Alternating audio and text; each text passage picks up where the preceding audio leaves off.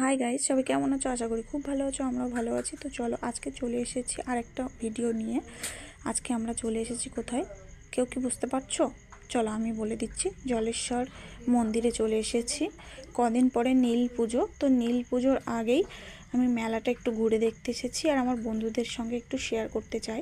দেখতেই পাচ্ছ মেলার দোকানপাট সব এসে গেছে, এখনও দোকান স্টার্ট করিনি, তবে দোকানগুলো বানানো হয়ে গেছে। প্রচণ্ড ভিড় হয়, তোমাদেরকে ভালো করে শেয়ার করতে পারবো না, সেই জন্যে চলে এলাম। তো দেখতে পাচ্ছ চারদিকের পরিবেশটা কেমন হয়ে গেছে। আমরা আস্তে আস্তে একটু প্রায় সন্ধ্যা সন্ধ্যা ভাব হয়ে গেছিলো, তো তার মধ্যে যতটুকু শেয়ার করতে পারছি তোমরা দেখো।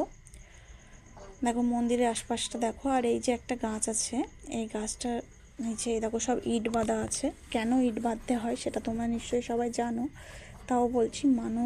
মনের মনস্কামনা থাকলে, কোনো থাকলে সেগুলোকে ইট বেঁধে এখানে সেই মনস্কামনা করা হয় ঠাকুরের কাছে। তারপরে সেটা পূর্ণ হয়ে গেলে ইটটা খুলে দিয়ে যেতে হয়। আর এই গাছের পাশে যে জায়গাটা দেখলে, এখানে সাধু বাবারা এসে বসে থাকে, মেলা যে কদিন চলে সে কদিন। আর এই দেখো তোমাদেরকে মন্দিরটা ভালো করে ঘুরিয়ে দেখাবো। এখন একদম খালি খালি দেখতেই পাচ্ছ। এই যে পুকুরটাইও পা ধুয়ে আসতে হয়, পা ধুয়ে মন্দিরে উঠতে হয়। এই যে জায়গা বানানো আছে। মন্দিরটা অনেক বড়, যেরকম জলেশ্বর মন্দিরের কথা হয়তো অনেকে কম বেশি শুনেছো। যারা এসেছো তারা তো জানো, যারা আসোনি তারা একবার হলেও চেষ্টা করো আসার। যেরকম তারকেশ্বর যাও, এখানেও জলেশ্বর সেরকমই। শিব বাবাকে তোমাদেরকে ভালো করে দেখাতে পারবো এই জন্য, কারণ খালি খালি আছে। দেখো মন্দিরটা কত সুন্দর, কেমন লাগছে বলো তো। বিকাল হয়ে গেছিলো, একটু সন্ধ্যা সন্ধ্যা ভাব হয়ে গেছিলো, তো তাও যেভাবে পেরেছি তুলেছি। তো আমরা ফাইনালি মন্দিরে উঠে গেছি। ডোডো ঠিক করতে পারছে না কোন ঘন্টাটা বাজবে, অনেকগুলো ঘন্টা আছে। তো ডোডো ঘন্টা বাজানোর জন্য পাপার কাঁধে উঠে বসে পড়েছে, দেখতেই পাচ্ছ। তো ঘন্টা বাজাচ্ছে। এবার আমরা মন্দিরের ভেতরে প্রবেশ করব আর তোমাদেরকে ভালো করে বাবাকে দেখিয়ে দেব। দেখতেই পাচ্ছ এই একজন করে পুজো দিচ্ছে।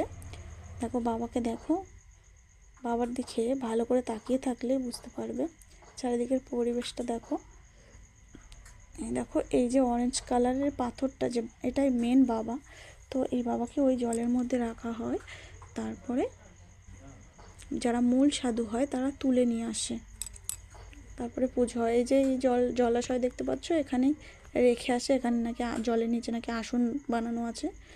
তারপরে বাবাই সারা পুকুরটা ঘুরে বেড়ায়, তারপরে অনেকক্ষণ পরে বাবা ধরা দেয়, এটাই শুনেছি বড়দের কাছে। তো তোমরা যারা আসোনি একবার অবশ্যই এসো। দেখো আমরা বিকাল হয়ে গেছিলো, সন্ধ্যা সন্ধ্যা ভাব হয়ে গেছে। তো এখন মন্দিরটা দেখাই। মন্দিরটা অনেক উঁচুই, আমরা নিচে দাঁড়িয়ে আছি। নিচের থেকে মন্দিরটা কেমন লাগছে অবশ্যই কমেন্টে জানাবে। আর ভিডিওটা যদি ভালো লাগে পাশে থাকবে। আবার দেখা হবে অন্য একটা ভিডিও নিয়ে, তোমাদের সঙ্গে চলে আসবো। ভালো থেকো, সুস্থ থেকো, আর সবাই বলো হর হর মহাদেব।